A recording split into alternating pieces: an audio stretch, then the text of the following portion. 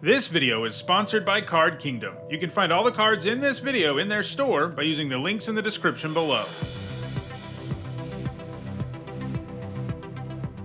Hi everyone, I'm Hone. Today I'm continuing with my Murders at Karlov Manor set review. So far I've looked at all the multicolored, colorless white, blue, and black cards, and now we're looking at the red ones. For each of these cards I'll discuss how I think they'll perform in limited, that means draft and sealed, and I'll punctuate each evaluation with a letter grade. If you're new to my set reviews and unsure of what my letter grades mean, you can find a guide in the description. There are a few important things to keep in mind as I review these cards. First, because we're only talking about draft and sealed, I'm only going to be talking about cards that can be found in play boosters. Furthermore, I'm only looking at cards from the main set in this video. Play boosters now also contain cards from the list and special guest. Combined, that's about 50 cards that are basically a bonus sheet, and I'll be addressing those in their own video after we get through the main set. Second, these are my evaluations of these cards before playing with them, since the goal is to have my set review done in time for the pre-release, and that means I'm going to be wrong about some stuff. However, as the format comes into focus, I'll be doing videos where I discuss how things have actually panned out. Lastly, I want to let you know that there are some set review related perks for being a channel member or a patron. You get access to my ongoing set notes during preview season, and you'll also get a spreadsheet with all of my grades once a set review is complete.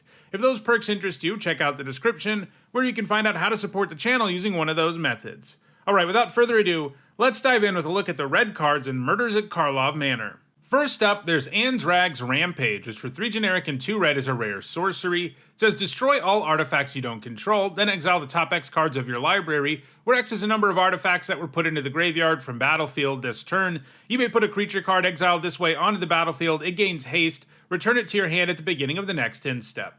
You know, usually there's some super chaotic and wacky red rare that's utterly unplayable and limited, and the first time I looked at this, I thought that's probably what this was going to be.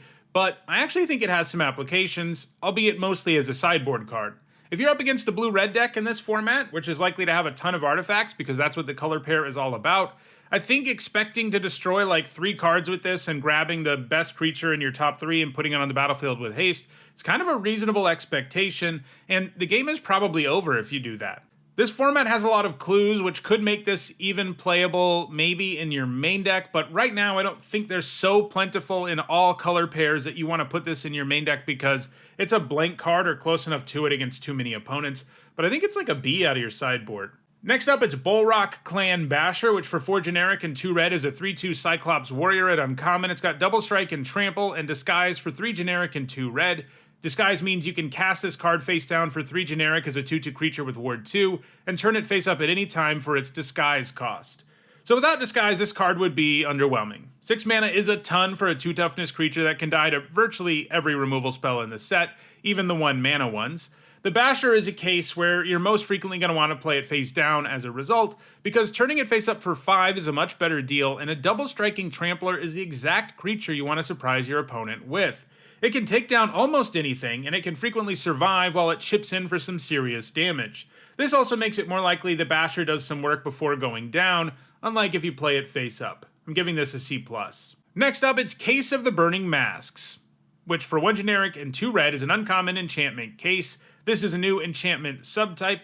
When it enters the battlefield, it deals 3 damage to target creature an opponent controls, and because it's a case, that means you can solve it, and if you meet a requirement, in this case, 3 or more sources you control dealt damage this turn, you solve it, and then once it's solved, it gains another ability. You can sacrifice it and exile the top 3 cards of your library, choose one of them, you may play that card this turn.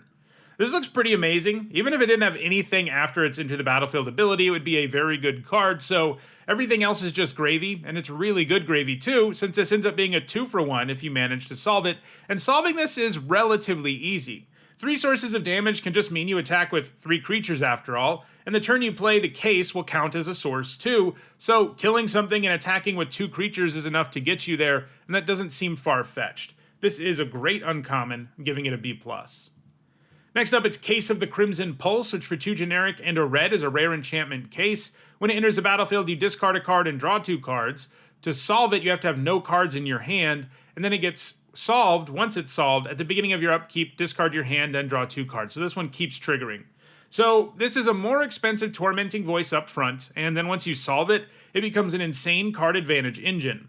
If you're a low-to-the-ground red deck, it isn't going to be that hard to solve this quickly, and the card's baseline is already acceptable, and once it's fully unlocked, it's very likely to win you the game. The card's biggest downside is that it doesn't impact the board, but it has big enough upside that I still think it's a B+. Next up, it's Caught Red-Handed, which for 4 generic and a red is an uncommon instant. It can't be countered, and it lets you gain control of target creature until end of turn, untap that creature, it gains haste until end of turn, and you suspect it. A suspect has menace and can't block. At first, an instant speed threatened sounds really good, because you imagine stealing your opponent's creature and using it to block their attacking creature, but because this suspects that creature, you're not going to be able to do that.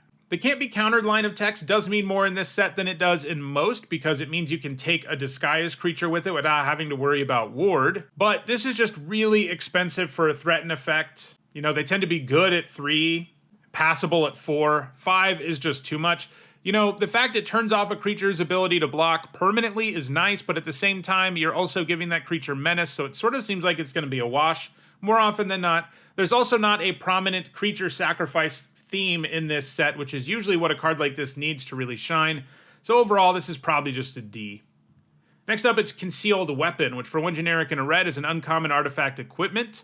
Equipped creature gets +3/+0. It has Disguise for 2 generic and a red, and when it's turned face up, you attach it to a creature you control, and it can equip for 1 generic and a red. If this didn't have Disguise, it would be pretty bad. +3/+0 can make just about any creature into a better attacker, but the lack of a toughness boost limits just how useful that can be, unless you're equipping an evasive creature. Adding Disguise to the mix is important, because the worst thing in the world is drawing equipment when you have nothing worth equipping it to, so this gives you a decent fail case, and it can even work as a mediocre combat trick later in the game. Still, I don't see this making the cut all of the time. I'm giving it a C-. Next up, it's Connecting the Dots, which for 1 generic and a red is a rare enchantment. Whenever a creature you control attacks, exile the top card of your library face down, and you can pay 1 generic and a red and discard your hand and sacrifice it, and put all the cards exiled with Connecting the Dots into their owner's hands. This does trigger for every creature you attack with, which does give it some potential to eventually net you a lot of cards. That said, if you're able to exile a bunch of cards with this, it means you're able to attack a bunch anyway, so this seems more like a win more card than anything. If you're behind, it's not going to be able to do anything at all, and if you're ahead, well, you're already ahead, and sure, it's going to be good, but it doesn't really matter. I think this is a D. Next up, it's Convenient Target, which for 1 red mana is an uncommon enchantment aura with enchant creature. When it enters the battlefield, you suspect the enchanted creature gets +1/+1, and you can return the target from your graveyard to your hand. 1 red for +1/+1 in Menace isn't the worst, and because you can get this back, it isn't going to 2-for-1 you. You can also use it to get a blocker out of the way in a pinch, though that is less useful. Even with the ability to come back, this is pretty darn clunky, and Suspect overall is kind of awkward. However you use it, there's real downside to go with the upside. I think this is a C-. Next up, it's Cornered Crook, which for 4 generic and a red is a 5/4 Viashino Warrior at uncommon. When it enters the battlefield, you may sacrifice an artifact. When you do, it does 3 damage to any target. This looks really strong to me. There's no shortage of clues in the format, and even giving up a full card for the bolt effect is going to be worthwhile a huge chunk of the time. This will feel like a 2-for-1 when you can give up a clue, and you'll still come out ahead most of the time if you choose to give up something else. I'm giving this a B+. Next up, it's Crime Novelist, which for 2 generic and a red is a 1/3 Goblin Bard at uncommon. Whenever you sacrifice an artifact, put a +1/+1 counter on it and add 1 red mana. This has some serious potential. It has a pretty ugly starting point, but if you have clues and other artifact sacrifice stuff, which you're likely to have in red, this can get big and produce mana for you, and because clues draw you cards, the mana might actually matter too. I'm giving this a C+. Next up, it's Demand Answers, which for 1 generic and a red is a common instant. As an additional cost to cast it, sacrifice an artifact or discard a card, draw 2 cards. We've come a long way since Tormenting Voice. This is an instant, and you can choose to sacrifice an artifact or discard a card. That's a pretty big deal in a set with clues. Still, this doesn't impact the board. There's not a spell deck in the format. All of that probably means this is just a C. Next up, it's Expedited Inheritance, which for 2 red mana is a mythic rare enchantment. Whenever a creature is dealt damage, its controller may exile that many cards from the top of their library. They may play those cards until the end of their next turn. This is symmetrical, and it's pretty tough to break the symmetry. You and your opponent are both going to effectively draw a bunch of cards once this is in play, but you're the one who spent 2 mana and a card on the enchantment in the first place, so you're starting out behind. I think that makes it an F. Next up, it's Expose the Culprit, which for 1 generic and a red is an uncommon instant. It says choose one or both. Turn target face-down creature face up, or exile any number of face-up creatures you control with Disguise in a face-down pile. Shuffle that pile and then cloak them.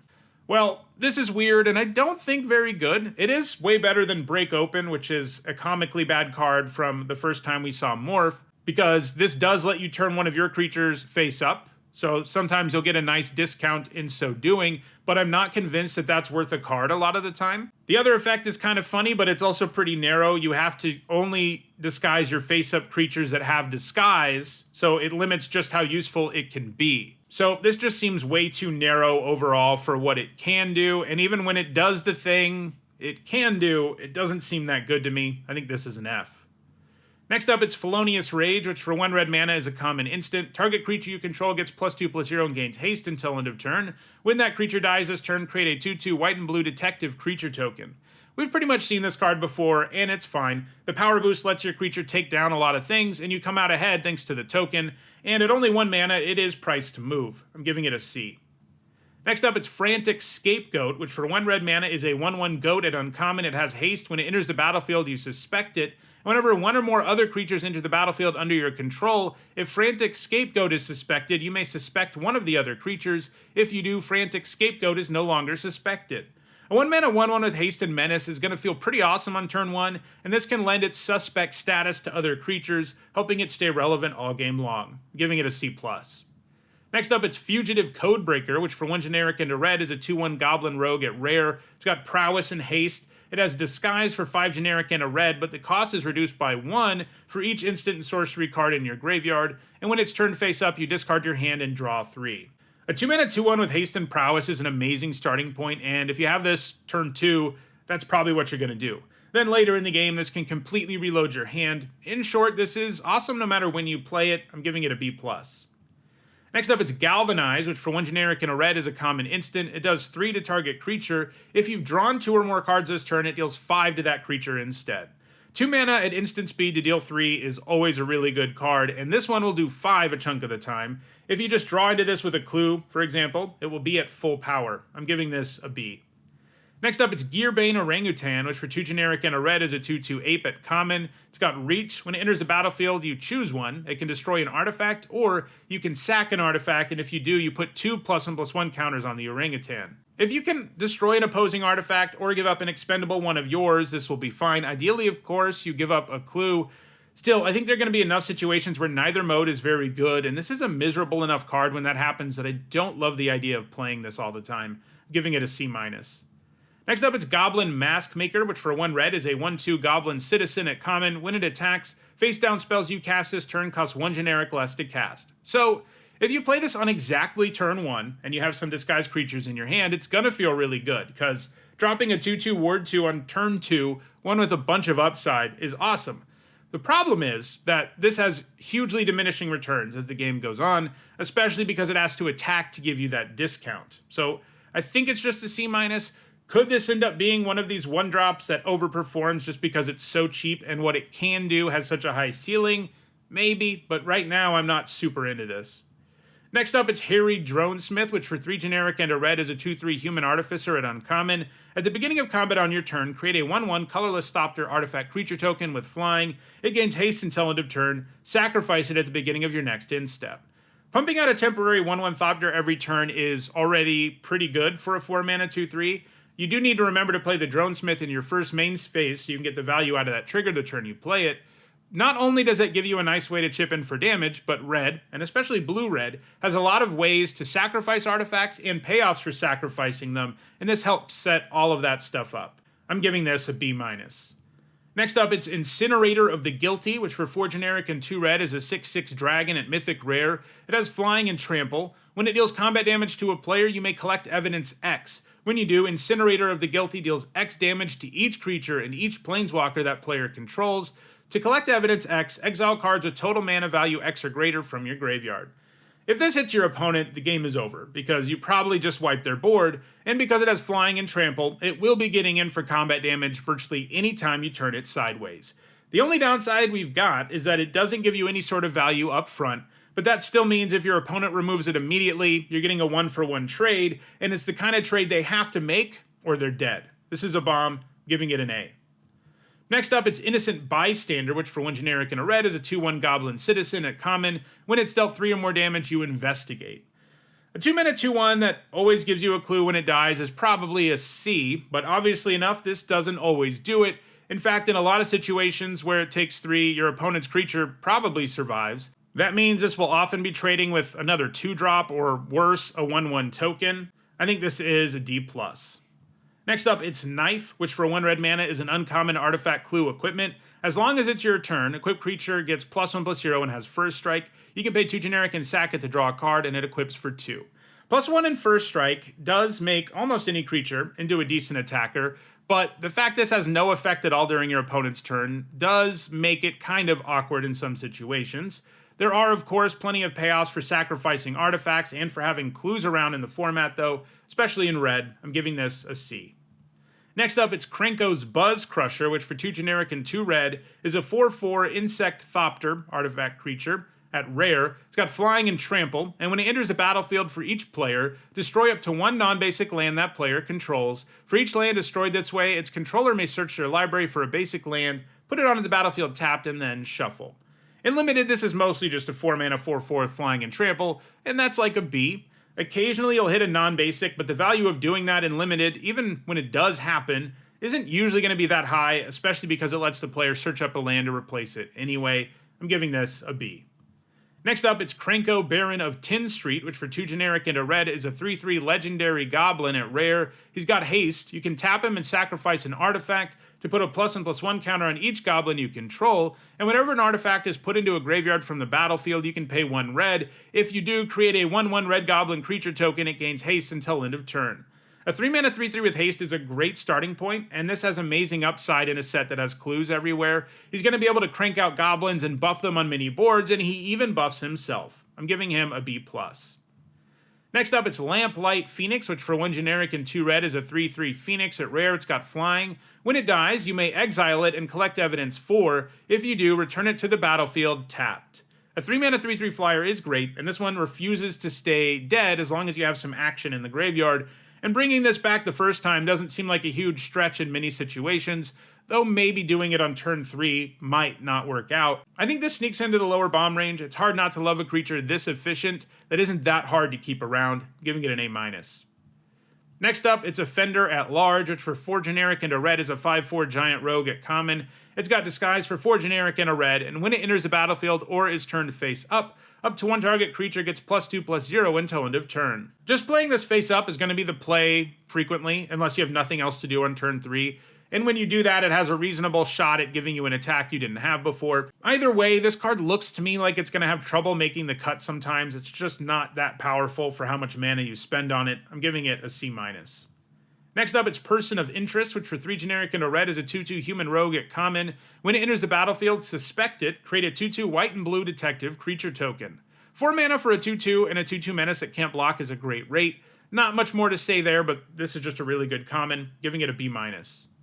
Next up, it's Pyrotechnic Performer, which for 1 generic and a red is a 3/2 Viashino Assassin at rare. It's got disguise for 1 red mana, and whenever it or another creature you control is turned face up, that creature deals damage equal to its power to each opponent. So you can just play this on curve if you're trying to finish off your opponent as quickly as possible, or you can disguise it and end up paying 4 mana for a 3/2 that does 3 to your opponent, which is a card you'd always play, and obviously it's way better than that, both because you pay in installments and it makes your other face-down creatures do the same thing. I'm giving this a B. Next up, it's Reckless Detective, which for 1 generic and a red is a 0/3 Devil Detective at uncommon. When it attacks, you may sacrifice an artifact or discard a card. If you do, draw a card, and it gets +2/+0 until end of turn. It's nice that you have 2 ways to make this a 2/3, and both options are fine. If you discard, you're rummaging, which itself isn't a bad effect, and if you have an expendable artifact, it'll feel more like you're netting a card. It won't be able to attack effectively all game, but playing this on turn 2 seems pretty good, and it isn't like it can be completely ignored in the mid to late game either. I'm giving it a C. Next up, it's Red Herring, which for 1 generic and a red is an artifact creature clue fish at common. It's got haste. It attacks each combat if able, and you can pay 2 generic and sacrifice it to draw a card. If you play this on turn 2, it's going to feel pretty good. Later in the game, not so much, since it has to attack, and it's likely to attack into an ugly board state. The good news is, if it is later in the game, you can just draw a card with it, although, Paying 4 mana to draw a card isn't exactly a good deal. Still, it's an artifact and it's a clue, and that means it's going to make the cut more often than it would otherwise. I'm giving it a C-. Next up, it's Rubble Belt Braggart, which for 4 generic and a red is a 5/5 Viashino Warrior at common. When it attacks, if it's not suspected, you may suspect it. So when this attacks, you can choose to give it Menace and make it unable to block, and a 5/5 Menace isn't really something your opponent can just shrug about in most cases. I'm giving this a C+. Next up, it's Shock, which for 1 red mana is a common instant. It deals 2 damage to any target. Shock is a B-, as it usually is. It's definitely premium because you can spend only a single mana to kill significantly more expensive creatures, and you can do it at instant speed. The fact that disguised creatures have Ward 2 might weaken this a tiny bit, but it can still kill them for 3 mana, which isn't a terrible deal, and it can even finish off your opponent. I'm going to give this a B-. Next up, it's Suspicious Detonation, which for 4 generic and a red is a common sorcery. It costs 3 less to cast if you've sacrificed an artifact this turn. It can't be countered, and it does 4 damage to target creature. If this was always 5 mana, it'd be like a D+. That is a very clunky sorcery that usually can't trade up. But this will cost 2 fairly often in red decks. Sacrificing a clue is all you need to be able to do, and there are other ways to sacrifice artifacts as well. It can also go after disguised creatures without you having to worry about ward. I think all of that makes it a C+, though I'd be a little worried about running more than one because of the setup. Next up, it's The Chase is On, which for 2 generic and a red is a common instant. Target creature gets +3/+0 and gains first strike until end of turn. Investigate. This is a little costly for a trick, but it also offers a stats boost that will allow virtually any creature to win and survive combat with virtually any other creature, and Investigate means you can get a 2-for-1. I'm giving it a C. Next, it's Torch the Witness, which for X and a red is an uncommon sorcery. It deals twice X damage to target creature. If excess damage was dealt to that creature this way, investigate. This is great. It's always going to feel like very efficient removal, and it scales all game long, and it's likely to let you investigate a huge chunk of the time too, so you'll be getting a 2-for-1. Sure, it's a little clunky as a sorcery, but it does the job well enough for me to give it a B+. And our last red card is Vengeful Tracker, which for 1 generic and a red is a 2/2 human detective at uncommon. Whenever an opponent sacrifices an artifact, it deals 2 damage to them. Clues are plentiful enough in the format that this ability will punish most of your opponents a little bit, and against some of them, like blue-red, it's going to be a huge problem. Couple that with passable stats, and you've got a C. So those are all the red cards in Murders at Karlov Manor. Next, I'll discuss all the green ones. If you enjoyed this video, don't forget to like it and share it so that others can enjoy it too. If you want to make sure you catch future videos, don't forget to subscribe and turn on notifications. If you want to catch up on the set review videos that are already out, you should see the playlist on your screen shortly. Thanks for watching.